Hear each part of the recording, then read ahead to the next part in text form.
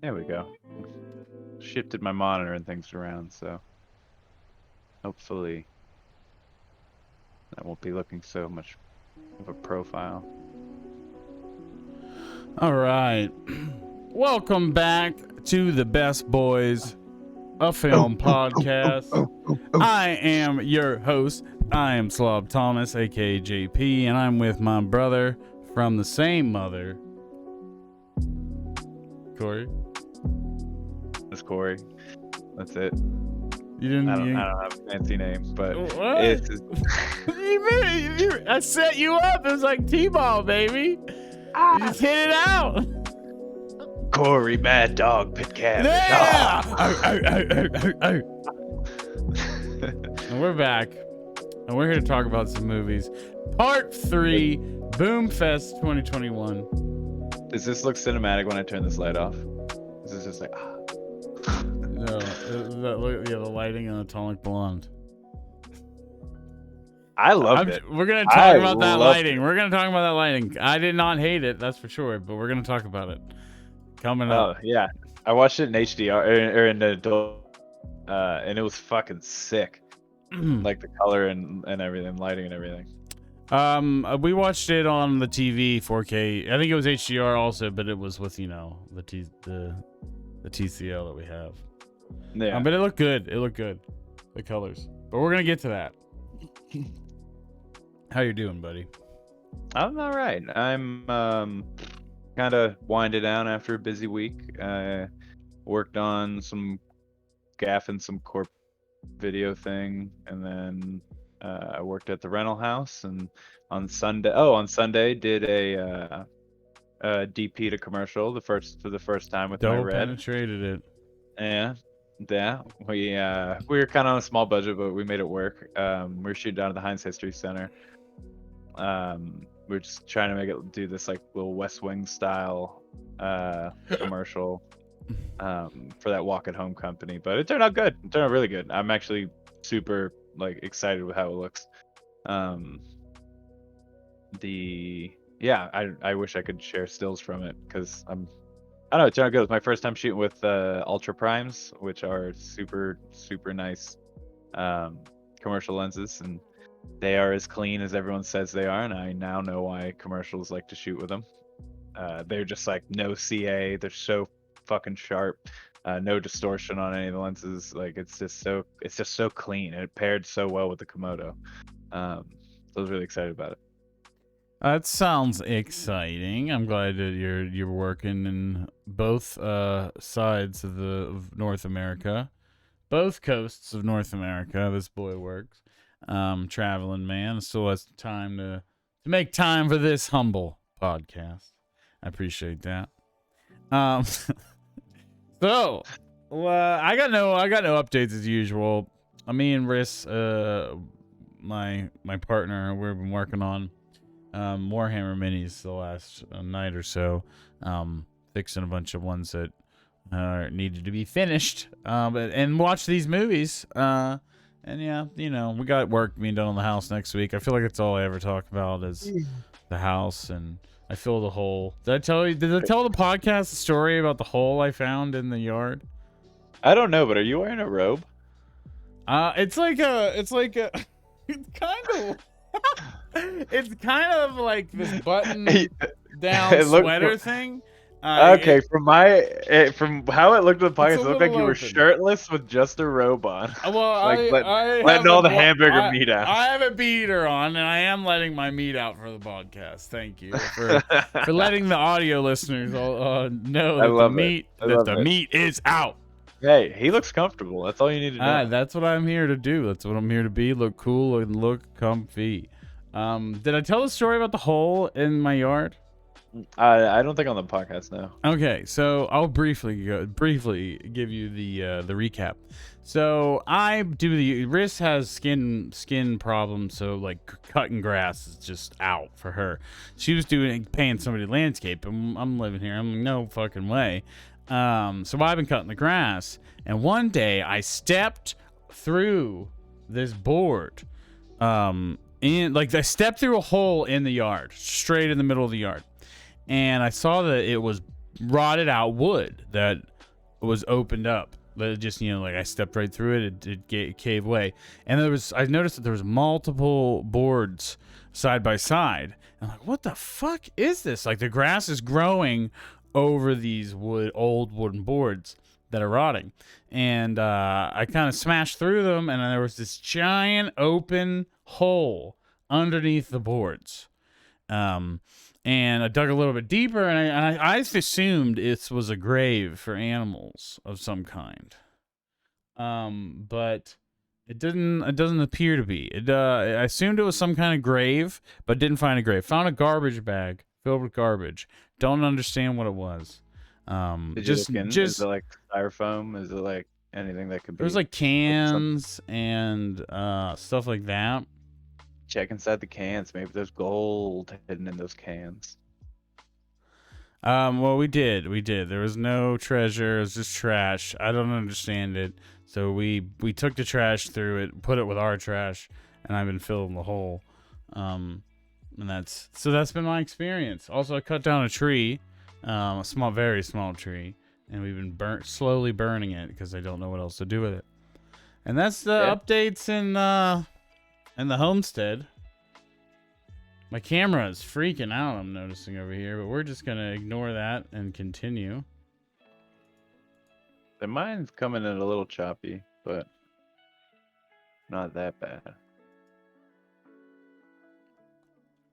But yeah, so let's move on. Let's talk about our 2 movies today. So, I don't know if you can tell. I'm sweating over here. I don't know. Can you feel the heat? I'm actually pretty cool, thankfully. I turned the AC on right before the podcast started. All right, you knew the heat was coming, so you yeah, the heat is on. The heat I is on. Too. It's not actually hot in here. I was trying to make a bit. I know. I was trying to awkward pretend like I didn't get the bit, but I guess that ruined the bit. That's okay. The heat is on. The heat. Oh man. I don't. So directed by Michael Mann, 1995, starring a fucking cast. No. The all-star cast. Literally everyone is famous. Everyone, even in the smallest of parts, is like, oh, I know them from this. Oh, I know them from this. The Allstate guy is just such wasted. Guy. Yeah, I'm so mad about the Allstate guy, and that's what I want to talk about. I want to talk about that. That was the top of my list of things to talk about. Allstate guy, underlined 3 times. It's just like, why? So what did you think about? But what did you think about heat in the general sense before we get to that? All right. Hot take. This is just The Killer from last week, but with more moving parts. I didn't. Way slower. I did compare them in my head, but I don't. I guess you're right. Al Pacino well, it's similar. There's a bromance. There's a bromance between a cop and a criminal. This is and at the they don't become friends at the end, but they do kind of become friends. But they both just like, I have a job to do. Whereas in The Killer, they were just like, let's do this together. But like I don't know, just kept thinking of the Killer. But I was bored. When it's cool, it's cool. But then when it's cool, it's awesome. But yeah, but there's so much not like just boring shit in between that just drags. Like, this movie didn't need to be 3 hours. Like, but you've got it feels like written by Michael Mann, directed by Michael Mann, produced by Michael Mann. So he's like, when you have all of those roles, you could do whatever you want. This is just like a very much like a crime noir love letter to LA. That was just way too long. It seems like it's a masturbatory dedication to Al Pacino and Robert De Niro, and just like, let's get a bunch of people under them that are also famous, but just give them all this movie's minutes and have them ham it up. Not Robert De Niro does not ham it up, but no, I was saying he hardly has any lines. Well, he has very subdued performance. He's constantly in it. He's got a lot of screen time. My boy Val Kilmer, who I was so excited about because I heard that this is one of his sickest roles, Just barely in it. Barely talks. Barely talks. He's in it, and when he's in it, has maybe a line, maybe once in a while. I found out a little insight on the production. I found out that this was actually the script he used for this. Michael Mann was a TV movie in the 80s, and he for some reason wanted to do it right on a full Hollywood budget, and didn't want to direct it, but ended up directing it. Apparently, all of the marketing and advertising around it is Pacino versus De Niro, the first time they are on screen at the same time, because they're both in Godfather 2, but they're not on the same. But it's Robert De Niro is the flashback, so they're never on screen together. So this is like a legendary thing, and it feels like this big Hollywood, like these are the Hollywood superstars, and everyone in this movie is famous. And like we got Tom Sizemore, we got a great cast. The cast is phenomenal. The performances of the supporting people are amazing. As much as I was mad that Val Kilmer's character had no lines, his performance without any lines was awesome. Was really good. Like his story gets emotional a bit towards the end. But also, like, I didn't care about any of these storylines, and I was so in the beginning, the first act. So the opening sequence, awesome, and then like the beginning where like all the cops are coming together and they're trying to piece it together, and I'm like, oh yeah, this is cool, this is cool. And then we're meeting the family and whatever. You know, Natalie Portman shows up in the beginning, doesn't show up again until the end of the movie, and she's fucking killed herself.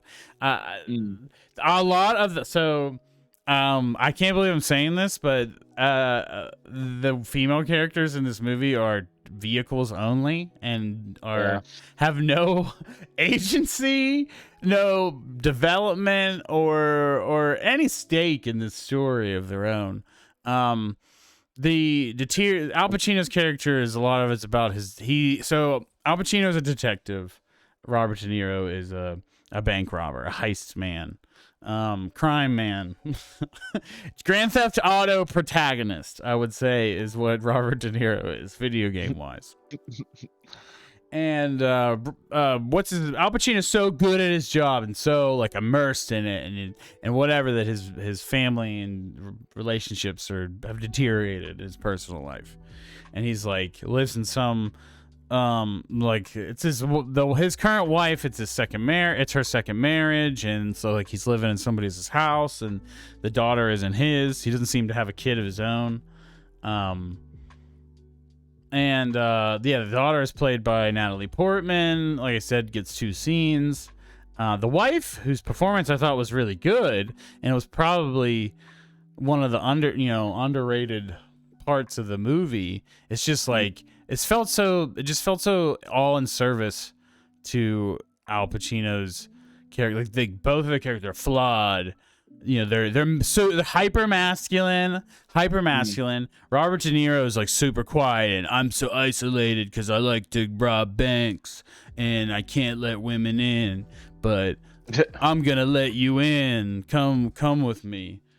I don't want to. If you feel the heat, you got to be able to drop everything and everyone in 30 seconds.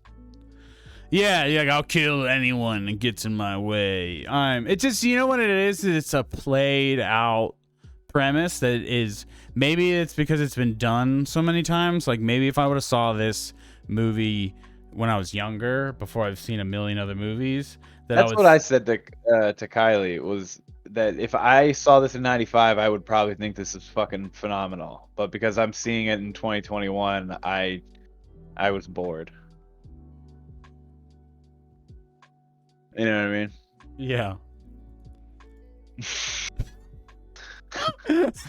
Great ass.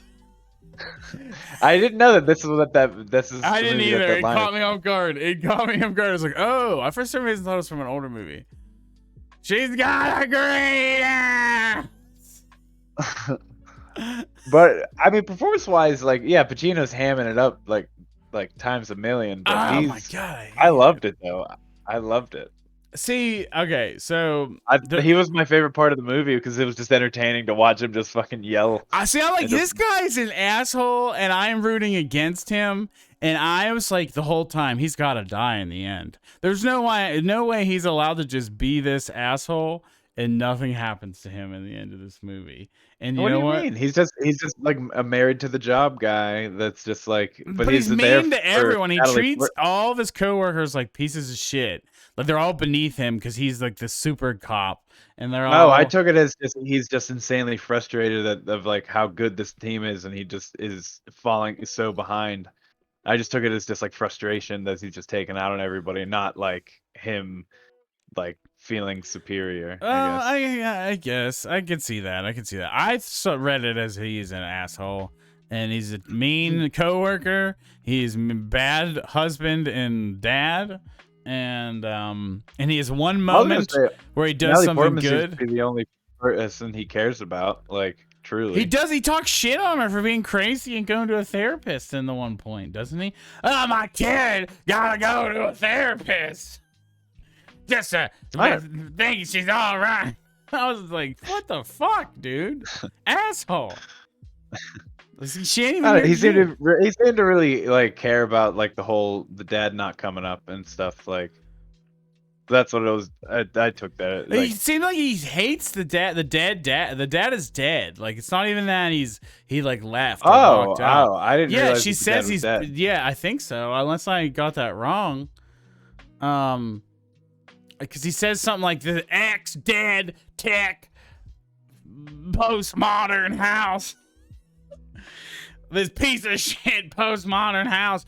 Like the scene. Oh, I just took that as like it says it's an art style that's no longer in, like what he's referring to, like this this style home that's no longer in style I that I read about live the in. production, and that house is supposed to be cutting edge for the time, and it was like they purposely, like they wanted to have this old noir story, but with sets that make it distinctly like modern 1995, like cutting edge like architecture designs, like the suits and everything.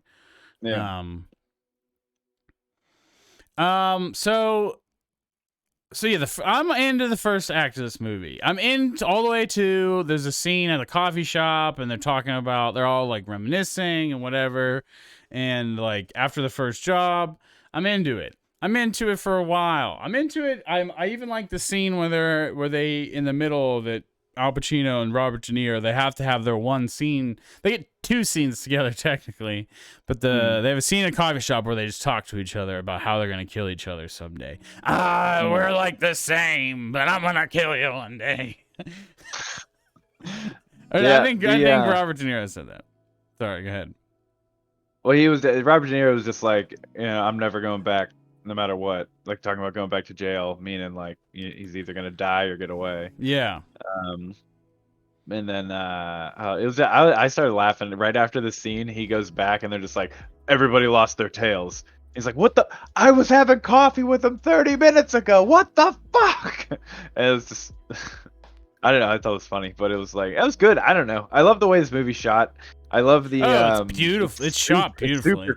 It's super clean. The lighting choices sometimes are like he's shooting with the key and it looks kind of odd to me, but it works and it just like it's really the whole. I love that there's a lot of anamorphic distortion in the movie, based on like the kind of lenses they were shooting with and stuff. But it's still, Apparently like, they used it is sharp and a telephoto lens. I was reading, and that was how they used a lot of a telephoto lens. That's a thing, right? fit. A telephoto lens just means a zoom lens.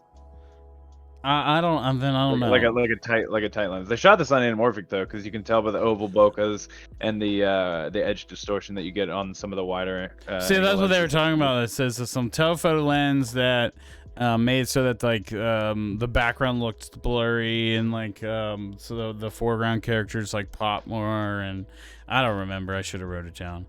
Yeah, well, yeah. I mean is what you get when you shoot with tight. Regardless of your f-stop, your background gets, or your depth of field gets shallower the tighter of a lens you use. So it's a combination of that with the anamorphic look is just sick. It just worked. Everything on this just looks so good. probably shot everything on a 50, and 85 is their wide, or 50 is their wide, and 85 is their portrait. So yeah, let's talk about. So the team is Danny Trejo, Tom Sizemore, Robert De Niro, and Val Kilmer. And then there was a fifth, Wangro. and then Wangro, who's a terrible. I hate that name. I hate the name Wangro. Yeah, I just kept calling him Wang. Wangro. Wangro. And so that's a team. But while they're all setting up for the big heist in the middle of the movie, their next job, and that's like the whole first act, while Al Pacino's crew is trying to catch him before they do the next job. And there's been the storyline about the Allstate guy. The Allstate guy is playing a character who's just gotten out of prison and is on probation of some kind and has to get a job and has to do all these things to not go back to jail. And he gets stuck at this shitty restaurant, and they hooked him up, but the boss is an asshole and like taking some of his money and just big piece of shit. And I'm interested in this. They keep going back to it for the whole first half of the movie. They keep going back to it, little bit. And he's got a girlfriend, and she's just telling him, trying to help him stay on the straight and narrow. And then all of a sudden, halfway through the movie, Robert De Niro shows up. It's like, hey, you want to be our driver? Halfway. This is in the last 45 minutes. Oh no, it's not. That's way before that. It's like, the big height. When he's like, yeah, it's an he hour has to in. be the driver after the big heist went wrong. Like with an hour left in the movie. And then he gets. That's not what happened.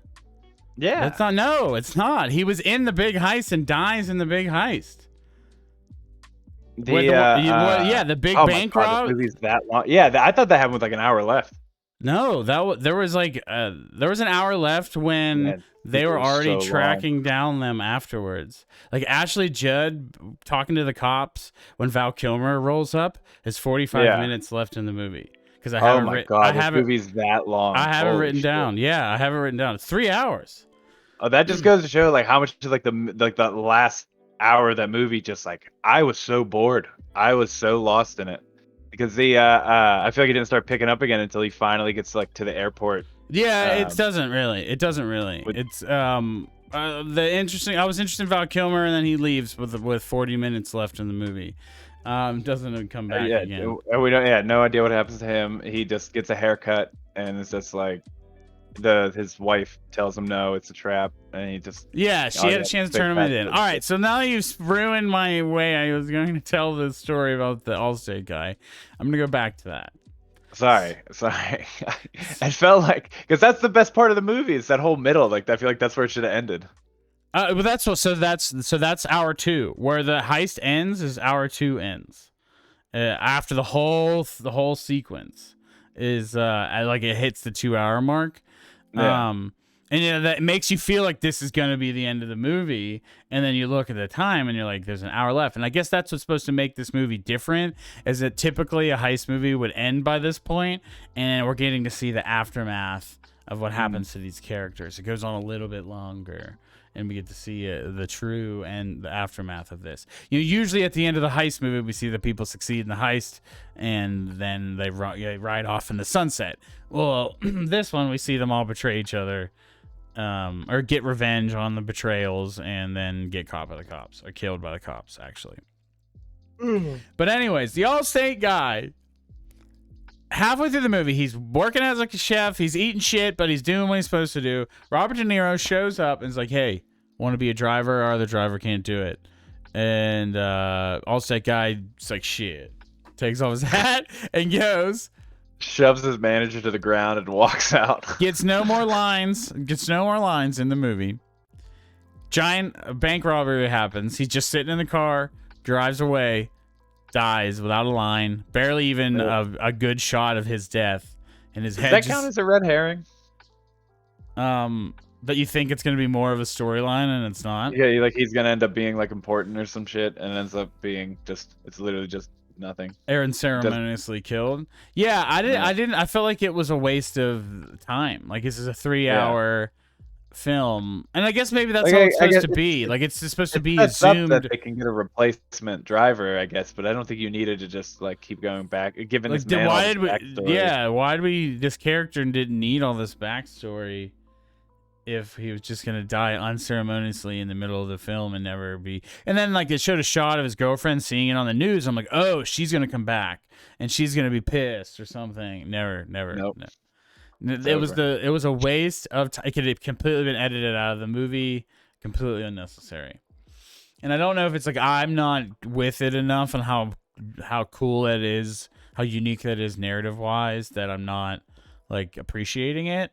But I did not like that. I did not. I was interested in that character from the beginning, and then when he died, and it wasn't even like, because sometimes when they kill off a character like that, like, ooh, gotcha, and they like almost, they make sure they shoot it so that you really notice that he died. But it wasn't even like the way it was shot. He was like off to the side of the frame. Yeah. Off to the It's side like of a the single frame, shot and glancing. then he's, a shot goes into his head and he dies. And it's like never shows him again. Like it just shoots around his dead body as they all continue the gunfight to get out of the car. I guess if you're looking at the gunfight through the perspective of Robert De Niro, like shit is happening so fast, he's got no time to do anything other than just glance and notice, and then move on with getting the f out. Like, I guess maybe to keep that rushed feel. I think that's the way you're supposed to watch this movie, period. As it's through the lens of Al Pacino's character and Robert De Niro's character. I keep viewing this as an ensemble, and it is obviously not an ensemble. It is the 2 stars and this massive supporting cast. And I think that's my problem with it, is I just viewed this all as an ensemble and different storylines and different characters. But it didn't really amount to anything. It just amounted to a normal fucking crime story that was just extra long and indulgent. Yeah, I was so bored in that last hour. I was because the first heist is sick. It's super fucking good, and then like Waingro is just killing the people. And there's like actual consequences for it later in the diner. Like that was cool. But then that whole thing sets up. It's like, why Robert De Niro? Why couldn't you just let it go? Like with the way you could have been off scot-free if you didn't feel the need to kill Waingro at the end. His thirst for revenge is too much. He leaves his lover that he sequesters for no reason. Like it's just like, why did you even need to bring her with you if you were just gonna do that? It doesn't make sense. He's conflicted by his revenge and his want for love. Yeah. The main 2 characters are written well. It's the problem that everyone around them, I think, is not, and especially the female characters. This movie fails the Bechdel test on the lowest of levels. There is, I don't even think women get to have a conversation without a man, and like there's no woman speaking without a man around. Without their man. Yeah, it's not even like a general man. It's like their own man around. It's a very masculine film, and as much as the killer is masculine, there's something really romantic and sensitive about it. This movie does not feel sensitive to me, even though it's trying to be. It's trying to get me to care about these relationships and like the one's deteriorating and one's building. I guess is they're the inverse of each other. Like these guys are they're so different, but they're so similar. It's just it's a premise that I've seen so many times, and I think that it's probably derivative of this film maybe to a degree, and that's the issue that I'm not appreciating with. But I don't know. There's so much good about it. I just don't think it needed to be 3 hours. I don't think. Maybe 2.5.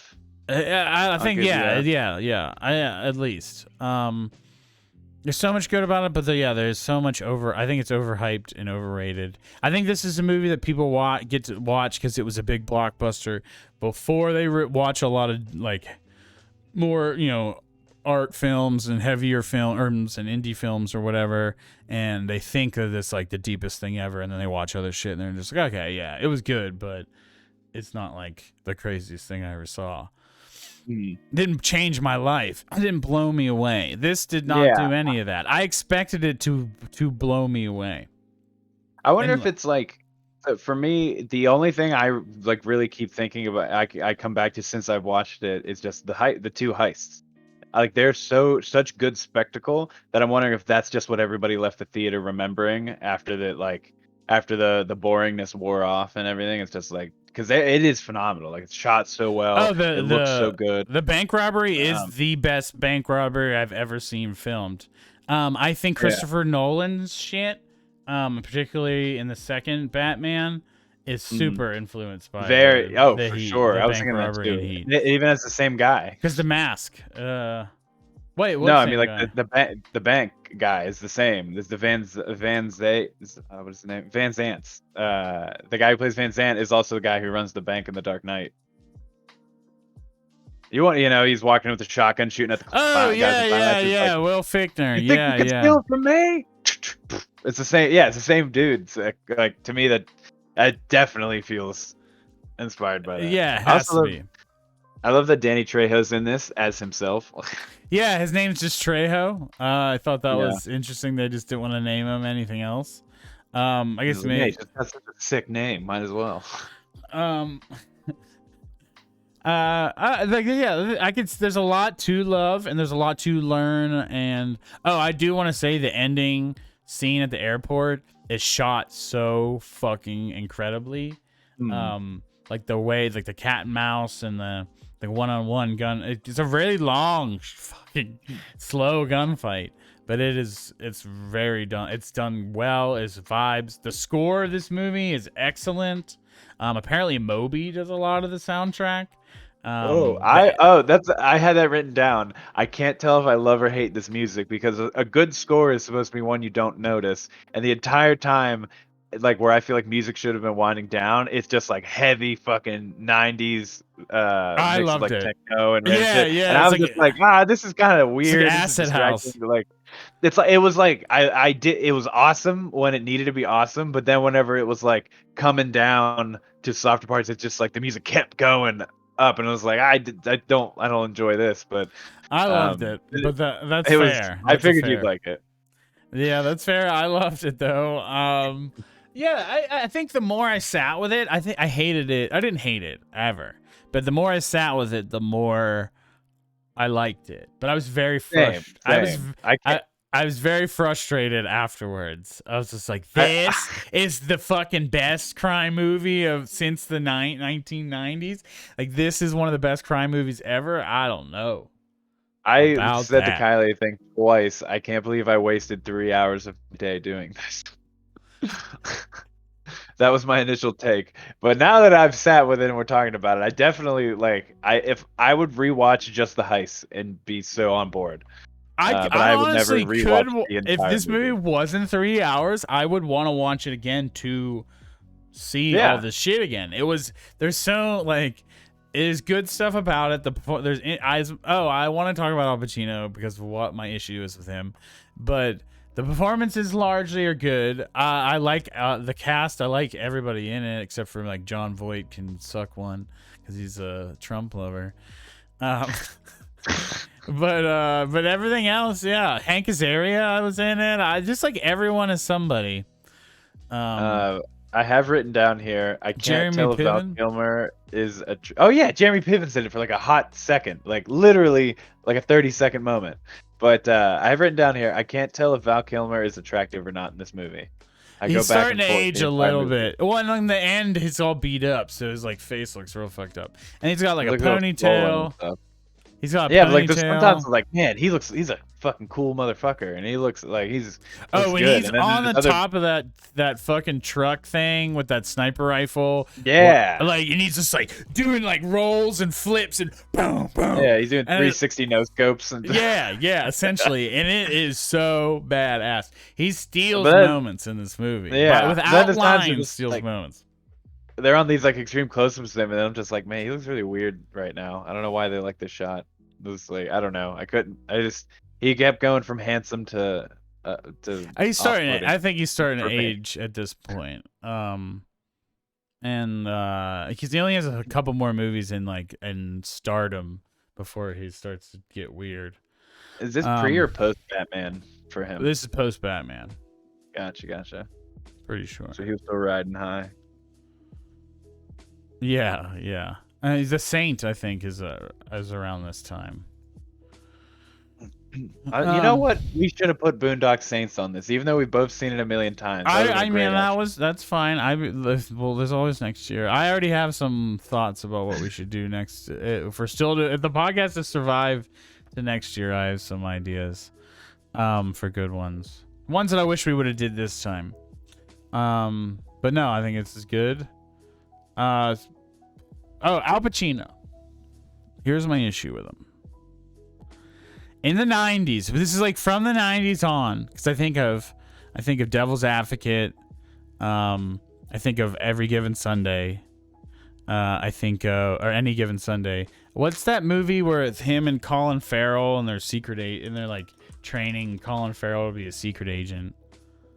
Is that Serpico or is that a different No, one? Serpico's old. That's old. Okay. I don't know. I'll tell What? I don't know. But anyways, he just like screams all the time. Like that's just him acting. Yeah. It's just him yelling at everything, and it's just not. That's what people love. Sometimes it does it for me, but sometimes it doesn't, and I think it's a little overrated. I love him, and he's young. I like Scarface, and Godfather is one of the Godfathers is one of those. Michael Corleone is such a subdued performance. He's very quiet, and that's what makes but he's kill you, and he runs he's a murderer chief. He does something like this once, and that's just what like all directors onward wanted, because it's like, yeah, that was. It's like Nicolas Caging. It's like Nicolas Caging, and then Nicolas Cage's prime of doing this shit is the 90s. So maybe it's just like overacting was like the thing everyone was doing. I can't find the name of this. The Recruit. The Recruit is the name of the movie.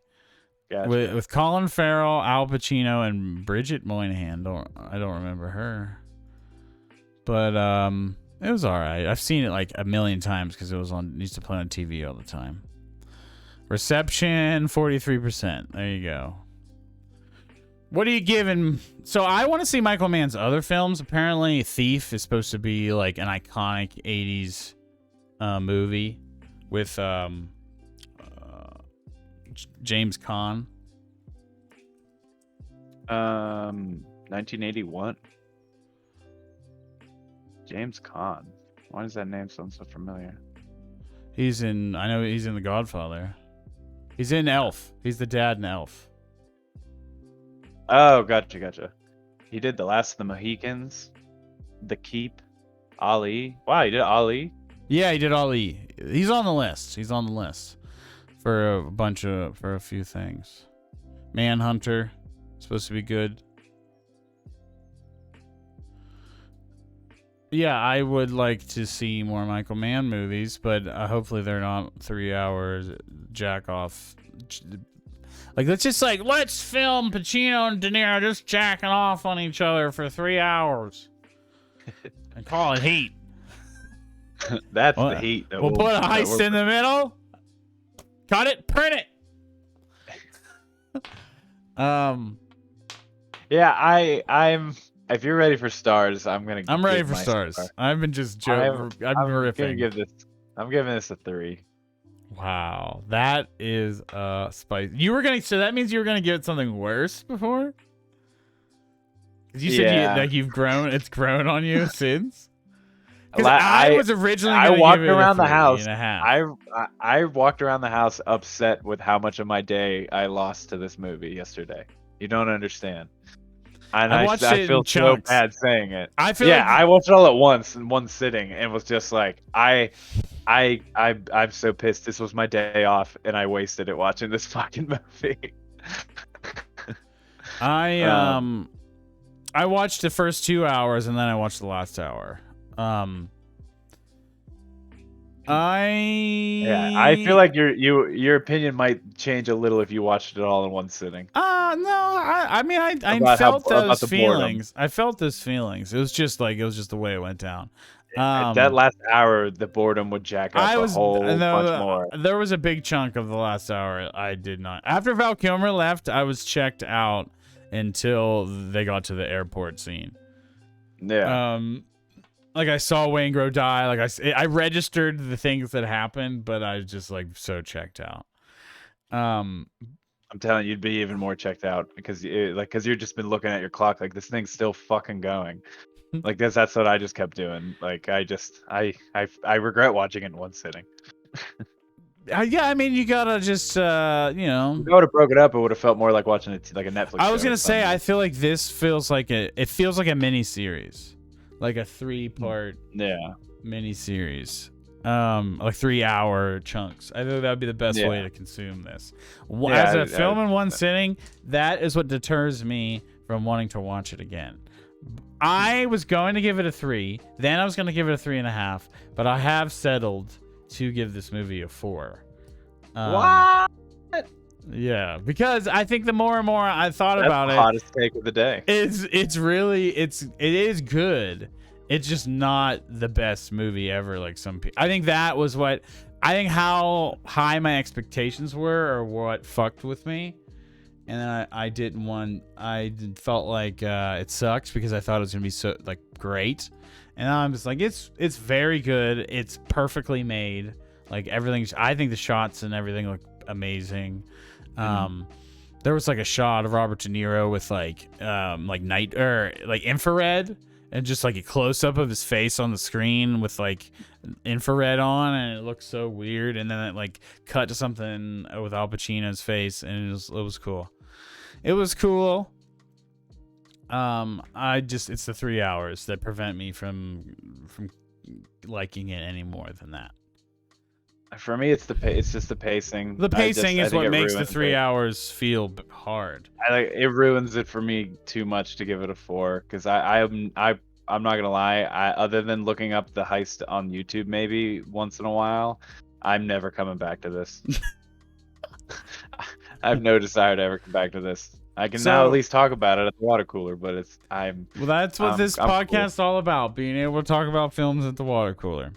Doesn't mean you have to like everything everyone else likes. I just want to go to the letterbox because this is what keeps making me feel bad about not liking this movie, is everyone I follow that watched it gives it almost perfect scores. Patrick Willems, 5. Carson Runquist, 4.5. My friend Drew, she gave it a 5. Real life friend. Ralph, the movie maker, 5 out of 5. And Roger Ebert website, which must be Roger Ebert himself because he was alive then, gave it a 3.5 out of 4. So every single one gave it at least like a 9 out of 10, a 90% grade. Patrick Willems said, it is good.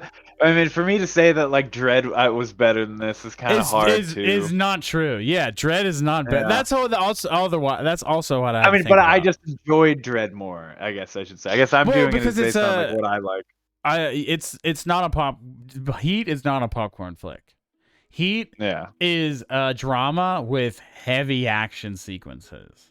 It's like one of the biggest action sequences I've ever maybe seen, and best. It's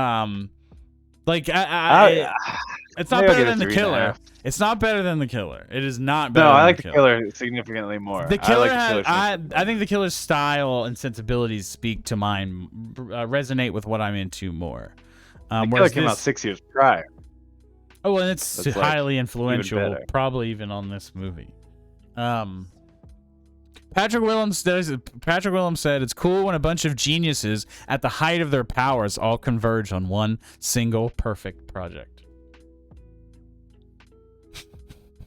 Nobody else, I don't think, said anything of the thing I follow. But yeah, it kind of shamed me into not getting it at first, but it's not like I definitely don't force myself to love it. I'm not giving it more than a 4 because of how I felt. Because of how I felt at periods in this movie. I'm just like, what the fuck? This is stupid.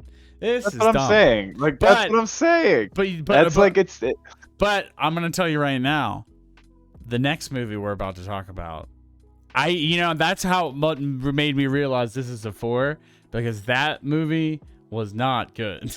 Atomic Blonde I is not liked it good. more. It I was liked not good. It I was liked not it a good. lot more. It was a lot. I liked it so much more. It was so much fun. So much more fun. It's a terrible plot, but we're gonna get to that in a second. What, you Well- don't like triple agent conspiracies? It's terribly told narrative, dude. It's terribly. Um, It's not easy to follow, and then once you do, it's just dumb. And the triple agent thing, I and consider myself not the most intelligent person, but I don't know. I followed it pretty well. It was I don't yeah, know. me I and thought it was Riz, fun. it was like convoluted, but simple at the same time, and it was just bad. It just seemed badly written. The movie seemed badly written. Let's hold on. Let's maybe switch over. Yeah, to let's. this. That It's not it's it Atomic seems Blonde. For it's a little those. it's a bit trite. Like it's super on the nose with anything artsy it's trying to do. Like just fucking. But I don't think it's trying to be bludgeoning. artsy. Yeah, it definitely is trying to a little bit, and it is bludgeoning you over the head with it, with the lighting, with the constant pop music because they're too lazy to show you that this takes place in the '80s or anything else besides the pop music. I think you're reading this completely different. I think it's just like we're just gonna do something that's a little like I think it has style for what it's got. Like it has It a has style. style. It is has instead style. of it. Yeah, but And it's sticking with it throughout the whole thing. But it beats you. It's not. It's like blunt, and it beats you over the head with it, and it is just not done. I think it could be done with much more grace or subtlety, I guess. The action sequences are awesome. Like that. Let's just get that right out of the way. This is a fun. This is a fun movie, but you just turn your brain off and don't overthink it. But it gets boring. Also, the whole second act of this movie is boring as shit. Really? Oh, There's nothing man, after the George Michael fight scene until the stairs fight scene.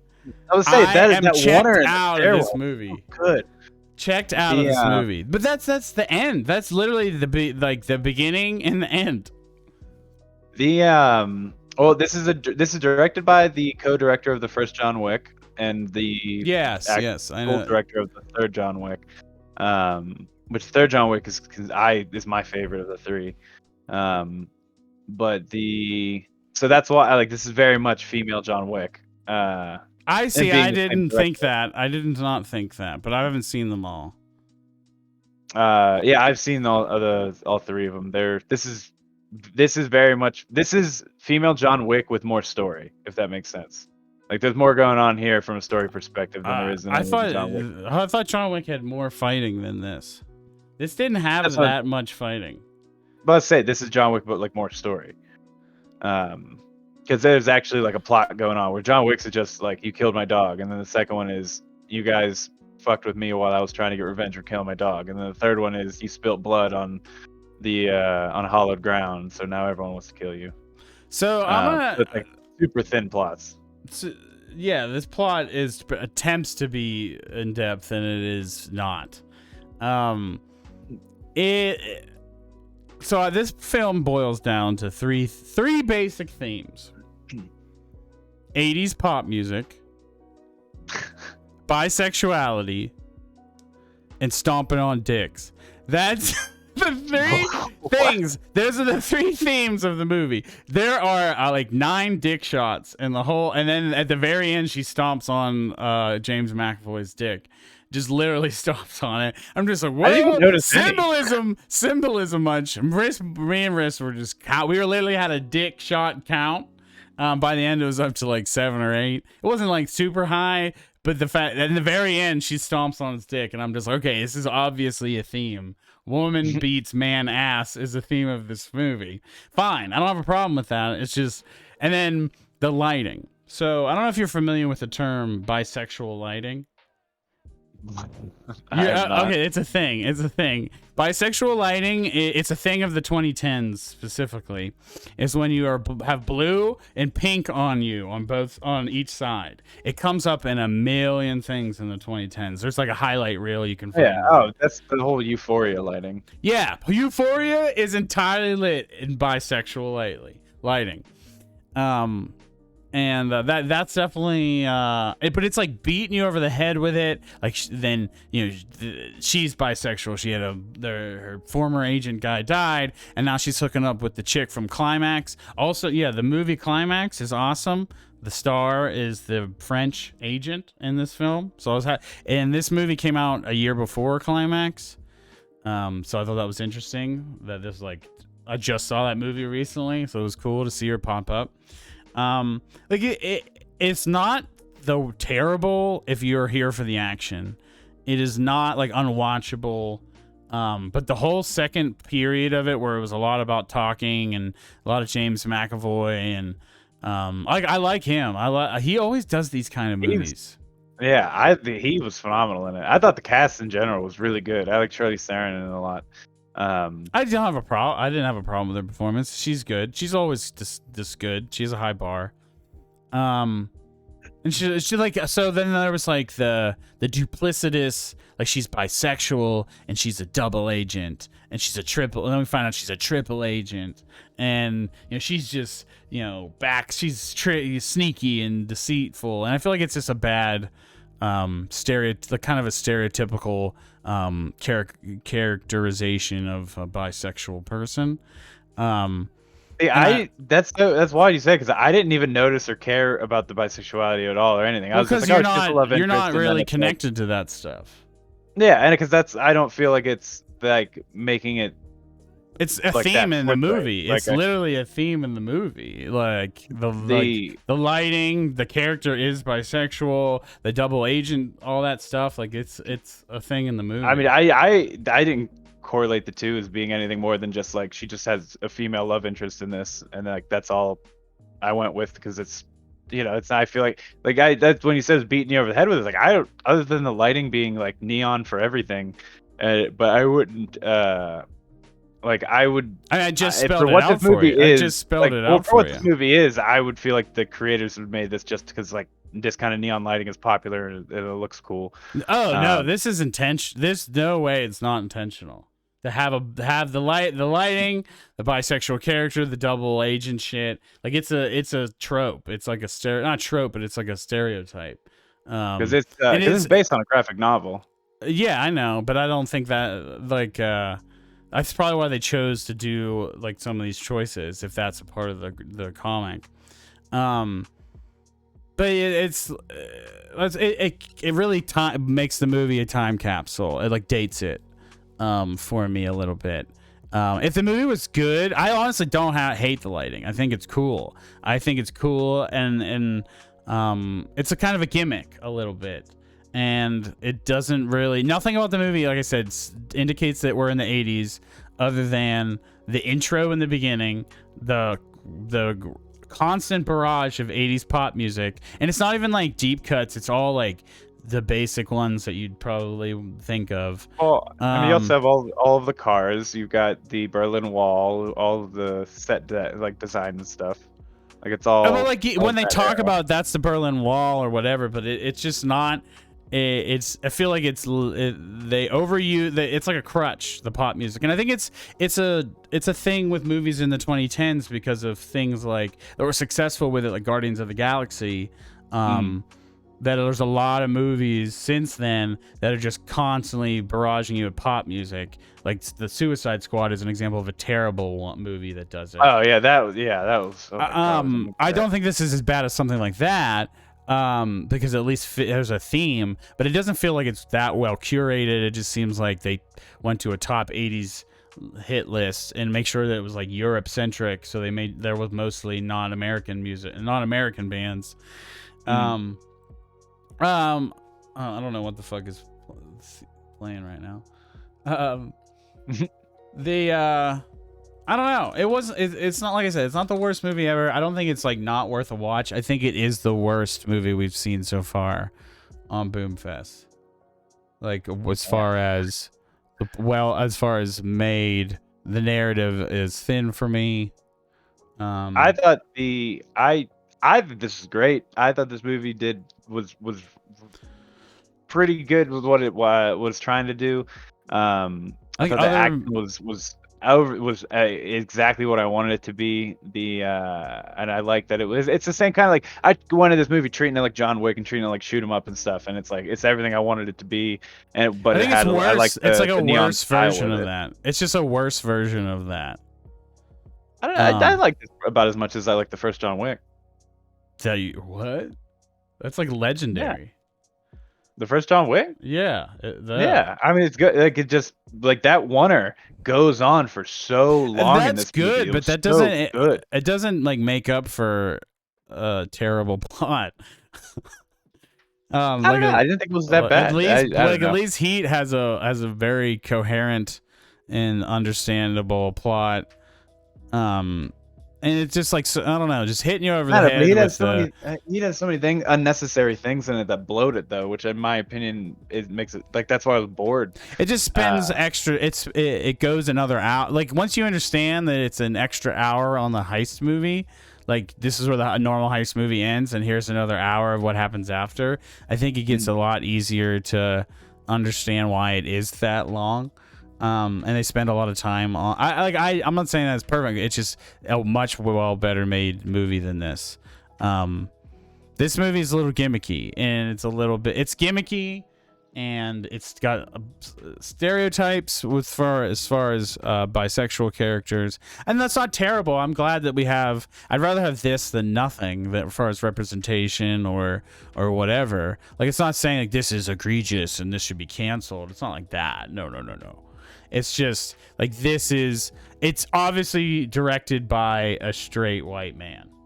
Is what I'm like. It's obviously one of the people helming this project, but they tried to do something progressive. They tried to do something with a character of LGBT origins and whatnot. It's just I find it a little unfortunate that it's like it kind of falls into a stereotypical thing with the like bisexual double agent.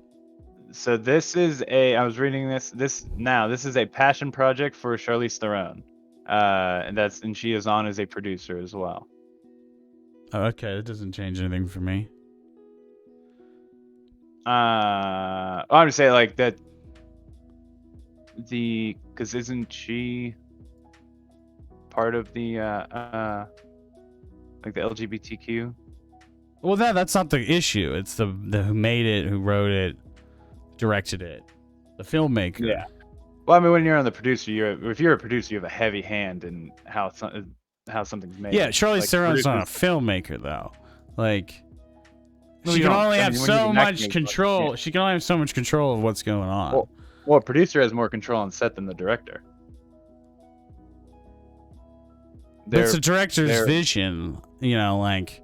Oh, for sure. They're like, the I'm saying, filmmaker. Like, it's from what I'm reading. There's a reason why the producer doesn't get credited as the filmmaker. There's no producer auteurs. You're missing what I'm trying to say. I'm trying to say is like she would have a hand with the director in kind of figuring out the vision, especially if she's also starring in it as well. Yeah, I'm not saying that. Yeah, but that doesn't. I can just feel like this missing. It may be that it's just like not. It's dated. It's dated it already, and it's only 6 years old. 7 years old. That like on as far as LGBT stuff. Regardless of any of that, I just noticed that the director is that. But regardless beyond that, point whatever. That's just me talking. It's that kind of thing like already dates it to this time. And I feel like I'm extra dumping on it because you liked it more than I feel like it should be, but that's okay. We're allowed to. This is a rare occurrence. I know you get upset when people like things that you hate. Yeah. Well, the reverse also when you don't get something that I think is good. But yeah, I think this movie's basic. That it's like kind of like trying to be more than that. It's good. It's just I think it did what it set out to do. Like it doesn't seem to me it never came across as trying to be anything more. But other than those 2-3 actions, other than those 2-3 action sequences, it's not good. And that was a short part of the movie. Like the action sequences, other than the stairwells, aren't long. and they're not a big part of the movie, and the rest of the movie is not engaging on any level. Like Well, that's I the guess we problem. just disagree on it then. I mean, how do you not see that? How do you have because, not have because an explanation? because everybody's different. I was into it. The whole movie I enjoyed. I never got bored during it. Like I was incredibly bored. The whole middle of this movie, the plot sucks. But all all right, right, well, that's just fine. like I said, just agree to disagree. It's just wild, wild. Um, um, yeah. Well, it's a more, it was trying to get the John Wick people. It's like, I think that's definitely what it's trying to do with the guy involved and everything. But I think it's watchable and it's fun, and I don't hate it. There's a lot I like about it. The lighting, James McAvoy, Charlize Theron's good. Um, I was into it, but I think it's mediocre at best. And Yeah, it's fair enough. um, so what do you give it? Um, I liked this about as much as I like shoot 'em up, so I'm gonna give it like a 3.5. Oh my god, I'm giving it a 2.5. Yeah. Yeah, 2.5. As much as, like I said, I didn't actually hate it. It's just there was a lot I had problems with, and I felt like it was lazy. And like, if it's trying to be dumb, it succeeded, but not in a good way. Like, not dumb, but like trying to be like an act. Oh, let's turn your brain off. It's just an action movie, man. Like, that's like not an excuse. I feel like, because a good action movie doesn't make, like, you don't even have to make that distinction. Like, you just watch it and enjoy it. I mean, and it sounds like you did, so that's fine. I didn't. I did not. Yeah, But that's not trying to change your opinion on it. well, that's what Um, this is about. This is where we have to talk about each other's opinions and why they're different. yeah. The but yeah, I don't know. I enjoyed it. I Like, gave it a 3.5. we have to go into why. We can't just be like, oh, okay, agree to disagree, and then end the podcast. Well, You no, know? I mean, we both gave our reasonings and we couldn't convince each other, so it's like, why keep rehashing the same statements? Yeah. Um. Uh, Well, I mean, we got plenty. We're pretty early on time, so we should keep talking about it. But all right, all the right, well, we can give the scores. Go ahead. I was saying I said 3.5 earlier. Oh, we already did. Yeah, two and a Yeah, yeah. half.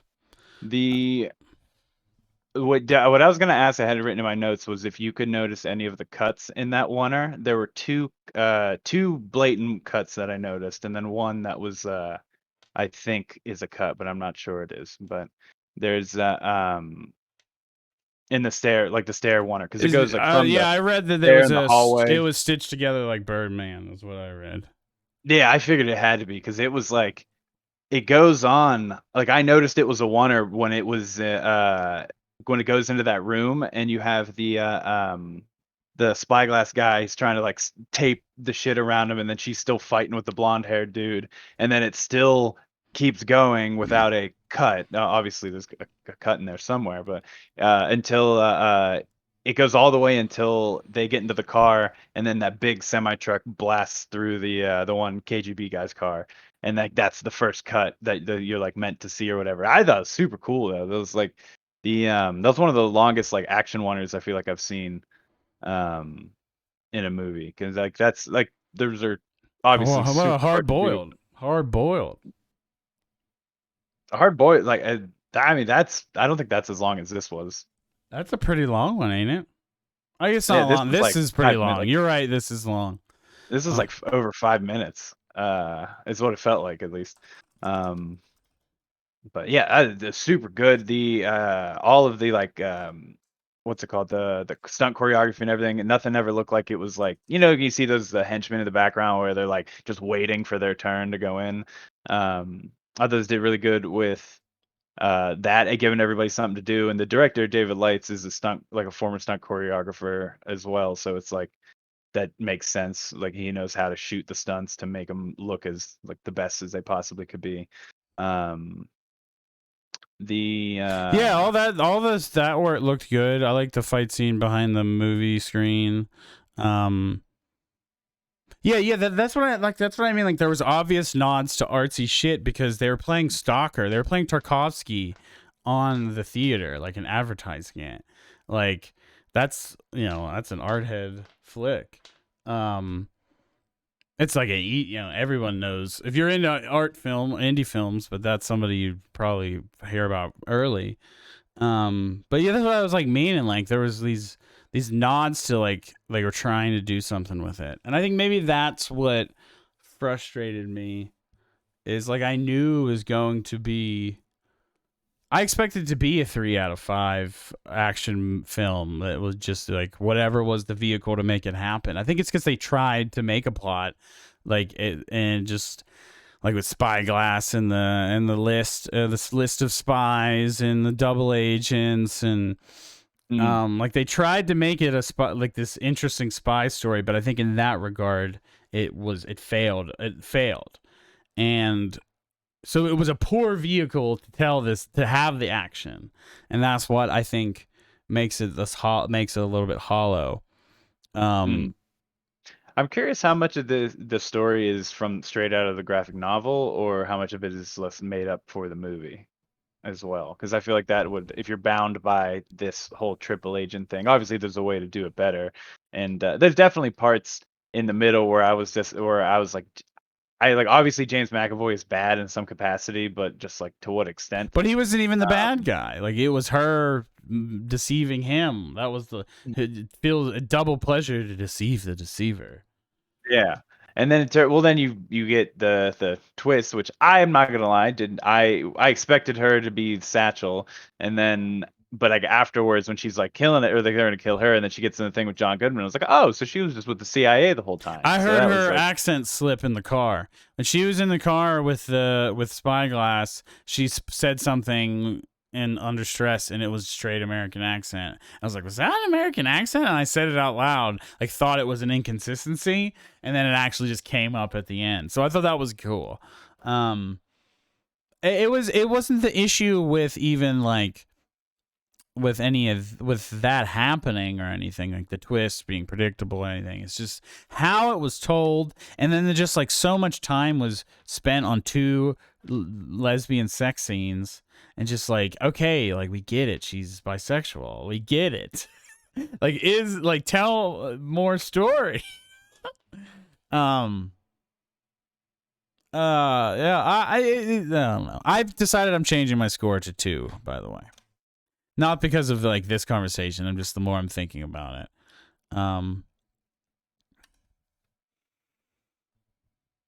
Like I think that's what I wanted, because Riss hated it, and I was like, oh, wasn't that bad? And then the more I thought about it, I was like, oh, she's like the whole middle of the film. It was like hard for me to get off my phone. I feel like when I'm bored with a movie, I end up going to the wiki and reading about the production while the movie is on. yeah, that was me with Heat. I did that for the whole middle of this movie. Bill Skarsgård, couldn't tell you a thing about his character. Don't know who. He was a student, agent. I don't fucking know. Another secret agent, I assumed. Fucking shows up in 2 scenes, comes back in the end. Fuck off. I know what's going on with him. She had a line that was like, oh, we're gonna use my people for this. So I just assumed that they were all part of like MI6. Or I guess but now actually, you know that they were the CIA.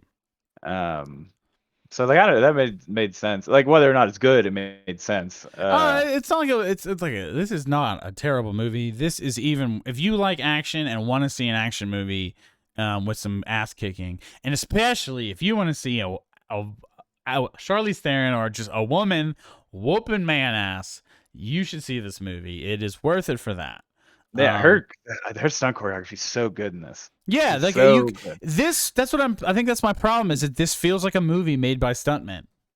This does not feel Oh, like a this is movie yeah. made by filmmakers. This is a movie made by stuntmen. I That's know, exactly I what it know, is. I know. That's my problem with it, and it doesn't mean that it wasn't like I wouldn't want to see more from David Leitch, or I wouldn't want to see a sequel, or I wouldn't want to see a sequel, but I wouldn't want to see more of this style, like nurtured, like the John, because this comes from, I guess, the John Wick DNA.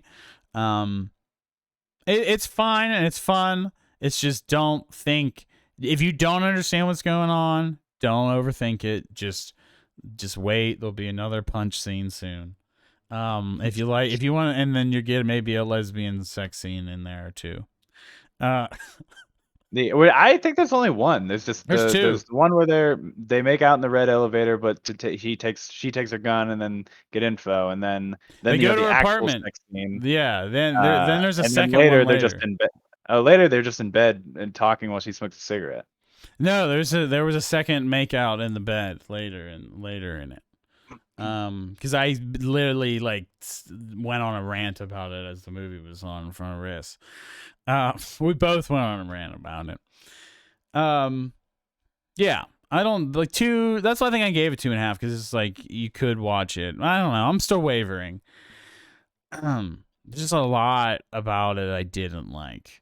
But there was a lot done well. The lighting, the choreography, everything that have to do with the action was done awesome. Was done to an awesome degree. Which I think I'm going back 2.5. I like that at least everybody's character, other than Stellan Skarsgård, everybody's character had something to do. Because like Delphine was secretly spying on. But they just Dave shoehorned it McAvoy, in. They just shoehorned it in. It wasn't like done well. It's just like, oh, by the way, I was the one that was there taking a picture, and then all right, cool. That's why he stabbed you. Moving on.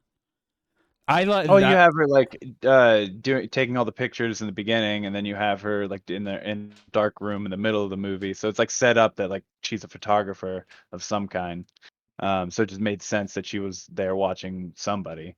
And then that way at least like because after James McAvoy got away, I was like motherfucker, like he's just gonna get away. Like how is she gonna get it? And it was like, oh, like I forgot about the envelope that she wrote that she was gonna give to Lorraine. Like the next time they met up or whatever. So I was like, all right, cool. Like get fucking kill James McAvoy. He's an asshole. But I loved his performance. I definitely did a good job of making me not like him. He loves to take movies like this, like C movies. He's a great actor that takes a lot of C movies. That I doesn't think get. he gets to just do what he wants with it. You know what I mean? I don't It's think. probably just like Does he not get bigger? I must not get bigger movies. I might like Tossed just to like him. playing this and this thing, but also yeah, or that. I have to see Glass still. I really want to see that. Yeah, Because I like Split a lot. I thought Split was really good. People are pretty split on Unbreakable Split. was really good. Yeah, Breakable is that, slotted, but Split I think is there people are pretty split on it. But yeah, I mean I can see it. I think his performance is so good that it drives me to like it. Like because it's like kind of in the end of it kind of gets in like the ridiculous, unbelievable, but like the performance is just so good. Like by like his performance because he's playing like what like 10 different personalities or whatever in it. He's a great actor. He's a great actor. He's more than just he knows how to Elias. he knows how to chew a little scenery, that's for sure. So let me just Yeah. go to my review roundup here. And for Atomic Blonde. So Critical, who's kind of, I don't know if you know Critical, he's like he's a regular YouTuber, not really a reviewer, but he gave it a 3.5. Yeah. Jeremy Johns, who is kind of I would call a normie movie reviewer on YouTube. He gave it a 2. My boy Ralph, the movie maker, gave it a 1. Chris Stuckman gave it a 2.5, and Patrick Willems gave it a 3. So I mean, everyone's pretty divided from 1 to 3.5. The average score for it is a 3. It's 3.3. Most people giving it a 3, a 3.5, or a 4. So next being my score of 2.5. So it's not like I'm in the majority, but I'm also not. There are people that agree with me. So I'm good on that. Yeah, But there are well, also people regardless. that agree with you. It seems like most people agree with you. 3.5 is what you gave it, right? Yeah. So that's all that matters. I think this is a movie that like not regular people, but just like an average Joe could like more. But I think Yeah, because the big like movie buff is like the cinephile, if or what have you, this is is a lot not a more of a niche cinephile sector. movie. No, not at all. And like that's Not even more of that it a has to be deep. Like I think an action movie can be a cinephile movie. The Killer is a yeah. cinephile fucking movie. I mean, Absolutely. I think Heat has cinephile DNA all over it. oh, But for sure. I this would put it in there. I think This this no, this tries is to at least a little bit, and I think that's my thing with it. So maybe that's the problem. I'm the cinephile perspective. You're the blockbuster yeah. perspective. Not, I don't think that's even that. I don't even describe you that way anymore. After all we've watched and your opinions on everything, I don't think that you're just the Michael Bay guy anymore. But No, I just you appreciate are action more stuff. in that world, and I'm more Yeah. in cinephile world. I guess that's the word. I didn't think of the term to describe it. Film buff world. But yeah, that's why Yeah. I started following these reviewers, and I thought it'd be a good idea to bring up on the podcast. Like, here's a range of people. I try to get normies. I try to get like more film buff people, and or people that I personally follow and like. It's Roger Ebert or whatever. On top, like people that are well known. Because I'm curious. I'm always curious. Sometimes it makes me feel bad when I don't agree, and they all agree on like Heat, like 5 out of 5, 4.5 out of 5, and I'm just like, what the fuck? I did not feel that way. There's no Yeah, I way just I'm giving it more than a 4. that's I never look at reviews or anything like that I don't because I until just don't really after. care. I I don't. don't even after half the time I don't look because I just don't care. Like my opinion is my own, and whatever other people think, cool, but Yeah, it's but not there's gonna like a change lot my of life. things that you could miss from that, and like there's things you can learn from analysis. That's why I always send you analysis stuff afterwards, because like Oh, like there's shit the that we stuff that I'm don't know super because into, we're I not watch all smart the enough analysis. about film, or there's stuff that we don't know or we missed, or like you can miss something, you could just not know about something, or whatever, a technique, whatever. Yeah, the stuff that really like engages me and grips me, that's the stuff I end up digging in deep on, like whether it be analysis or just reading into all that stuff. But it's like if not like stuff on like this level or whatever, it's just like like I got exactly what they were going for. I liked it. It worked for me, but like I don't feel a need to really dive deeper into anything else about it. Well, if you do, it's Uh, incredibly flawed, and that's what I'm saying. Versus, you can have a movie that is simple action movie that when you dive deeper, it is still good. Like, doesn't need to be deep. You can dive deeper, and it doesn't mean it has to be deep. It's just executed well and done artfully, And that's what I'm saying. It's not like it has to be the deepest thing ever. It's just about execution of the ideas and the themes.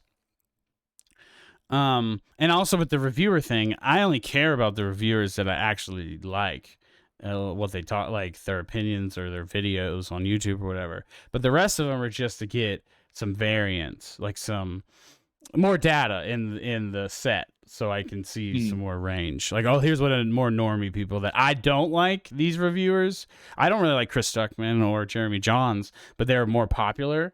So I want to know what the popular reviewer would have said about this from that school of thought, if you will. yeah, I think I always end up I'm like right in line with like what the masses like usually. Like I'm not a real niche kind of guy. Like I like certain like more niche things when it comes to probably like anime and stuff just because of like things that you and our dad got us into. But other than that, yeah, I pretty much fall in the I don't know. I think I that's like what the you popcorn seek flick. out normally, but I think this podcast has proven that I don't think that's actually what you are. Because like No, that's just what I like. I enjoy that stuff. Like I that's yeah, the lane basic that I ride in. mass media products. Um That's what I would describe that stuff as, which is good. I like a lot of that too. There's good stuff on the small scale and the good scale. Yeah, that's like my philosophy is you should never, not you, I'm not talking about you, just in general for the world, is that you shouldn't ever be like, this whole thing sucks. This whole genre sucks. Everything with a big budget sucks. Everything that's a blockbuster sucks. Everything that's indie is quiet sucks. Because if you do that, you are blocking yourself from learning so much about something or like something Oh, cool. sure. You know, like there is Yeah. something cool in that pile that you could learn from. And you're going to be like, one day you're going to see it on accident and be like, damn, I wish I would have seen that. I wish I would have been open to that Yeah. art when I was younger. Like there's a reason Yeah. like all these like dumb action movies get made. Like somebody's like Fast and Furious. Like I have met so many people in the last month that I never would have thought would care for that franchise. Love it to death because they just like it's dumb, ridiculous, but it's so fucking cool. And like that's it. That's enough. But I And hear I'm that just there like, is like a strange artfulness to the maximalism of the later ones. And I do want to watch them someday. I just don't like, I've only ever seen the first three and I didn't like any of them. So why yeah, would I've I only seen the want to first watch the three. later I ones? I've seen the first three and seven. I saw seven randomly in theaters like years ago. But yeah, I don't know. I was like the guys I roll with in Pitt, like they're all like super artsy farts dudes and they're just like, "Oh my god, I can't wait to see Fast 9. It looks so good." And I was like, "Really? I'm the only one that doesn't want to see this movie? I am so shocked." I mean, Um those people that get hyped for those kind of movies, it's all about because because it's all they're about just, family. it's just dumb and act crazy action. Um, that is, I'm into dumb if it's done well, like I said. So I would always give something a chance. Um, I feel compelled to watch the Fast and Furious movies because of all this hype. But so just me, starting with like so 4 on. so me and Riss have been talking, and I want to say this on the podcast. She has noticed that the entire Twilight series is on streaming right now. Yes, Kai almost made me watch it a couple days ago. So same. So I think we should do either a special or a like a watch party or something where we marathon, like maybe it's in two chunks where we watch 3 movies and watch 3 of the other ones or whatever. God, that's so many. Um, So much um, Twilight. I'm gonna need so much pizza. yeah, we would need lots of snacks and drugs probably, um, but yeah, we were talking about it and I was like, I don't know if we want to like block, like tie up the podcast for a month on Twilight movies, because Yeah, but that's just like not what this watch them podcast is all. supposed to be about. But yeah, maybe we watch them all and then we just do one big episode about the series as a whole. And we just do the watch parties on the side. And then once we finish, then we do the episode. Oh, Um, that's gonna be so hard to your do. movie sucks did this did a little video for each movie and I watched them all, and my Mhm. god, this is some of the worst shit ever. Kai made me watch the trailer for the first Twilight on like the Netflix trailer of it, and I'm just like, this is what this looks like. This is what's like did so well. The first Yeah. movie looked like dog shit. Yeah, it looks Like, bad. It looks really bad. It's low budget. and then The it's first one is super low budget. it's super weird seeing Robert Pattinson, who is like such a phenomenal actor and has just done all these high great roles, but now he's just fucking Twilight dude, Edward. It's nuts. It's so nuts. It's so weird seeing it because it's like I'm watching a reverse progression, like a digression, uh, going going back to Twilight. Ugh, it's wild. Um all right. I think I'm done here. I'm done with this podcast. We just about to hit Oh, what one. do we got going on next week? Next week is the final week of BOOMFest, and I also looked at the flyer and noticed that I put the wrong dates on it by one day. I put Fridays, not Saturdays. The Man, last this hour and week a half flew. is, well, we were actually struggling to, we were about to finish way early, and then we just then had another 40 minutes of talking out of nowhere. The so next week is Kingsman and Expendables. Oh, Um can't wait. This I cannot wait for. I feel I've like seen this is Kingsman Strong. the weakest pairing of yet. I feel like No, that this I'm is the excited for you weakest. to. I'm excited for you to watch Expendables. That's what I'm Just excited for. experience it. Yeah, I'm Yeah. after Atomic Blonde. That's the bar that I'm at for both of these movies. So You'll they like have to Expendables beat more. they because I just was like reading like, oh, Kingsman is one of those movies. I just saw this morning someone posted in a group I was in. Kingsman's a movie that if you think that people say is really good, but it actually sucks. It No, fuck actually, that. it's like Kingsman's wanna really be good. good. It's like wanna be really good. Like this. Like they kind of compare it to something like this. No, And Kingsman's legitimately really good. Like it's a fun movie. You'll like it. You will like Kingsman. I think you'll like Expendables, but know what it is going into it. You know what I oh mean? yeah, I it's think if you keep that indulgent. It's mindset. meant to be an indulgent like Yeah. reference It's nostalgia fest. yeah, and I think that's what like Member I berries distilled into a film. yeah, I go in knowing exactly what I'm like what I want to get out of it, and as long as that expectation is met, that's all I need to like it. You know what I mean? Like I was with this, like with Atomic Blonde, like it was exactly to a T what I wanted it to be and what I thought it was going to be, and so I had to get like I wasn't let down in any way because it was just it did whatever we talked about it, but I'm super excited for you to watch Expendables. Yeah, I'm excited to talk about it, and then we'll wrap that up, and then we gotta start thinking about what we're gonna do once we have to actually watch good movies again. Um, uh, I definitely want to watch We had Pig. 2 weeks. The last 2 weeks were good No, movies. I'm just joking. The Killer has changed my life. So that, at the very least, the Killer changed my life out of this Boom Fest. So I am It very taught me thankful. it taught me how to never have to reload again. Taught me how to love your friends. But But yeah, I want to see that yeah, Pig I want to movie see with. Pig. Yeah, so we should do that for the first episode back. We can pick. I would like to. I think we should try to do a wave of newer stuff to catch up on the 2021 stuff. Um, I feel like we want to pick movies from the 2010s that we haven't seen, but in reality, some of these movies are actually not that relevant anymore. Mhm. Like Kingsman or Atomic Blonde and Mother and whatever. But I want to catch up on things I wanted to see. So this isn't just for the world; it's for us too. So I'm excited. But all right, I'm signing off. It's Slob Thomas. My camera's been fucked up this whole time, so we're gonna have to figure that out for next time. Mhm. Alrighty, sounds good. I'm Kory, and yeah, catch you on the next one. Poop on your ass. Poop. Poop. Poop.